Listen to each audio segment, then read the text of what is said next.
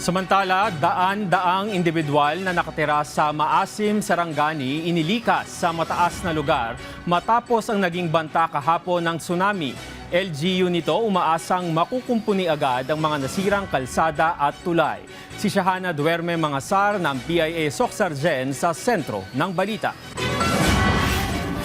Nanawagan ng tulong partikular sa Department of Public Works and Highways ang lokal na pamahalaan ng Maasim sa Sarangani Province matapos masira ang bahagi ng National Highway sa Barangay Tinoto, bunsod ng tumamang magnitude 7.8 na lindol Lunes, June 8. We're calling up the attention of the Department of Public Works and Highways na mabigyan ng pansin dito.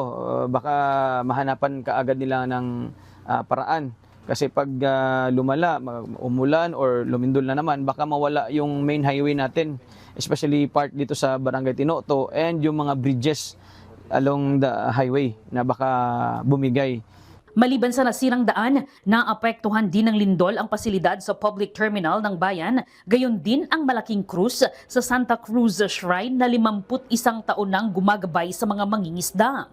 Daan-daang individual din na mula sa coastal barangays ng bayan ang inilikas sa matataas na lugar. Una dito, pinapamadali ni DPWH Secretary Vince Dizon ang pagkukumpuni sa mga nasirang infrastruktura sa rehiyon.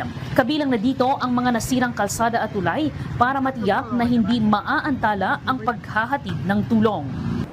Para sa Integrated State Media, mula dito sa Maasim, Sarangani Province, Shahana Duerme Mangasar ng Philippine Information Agency, Socsargen.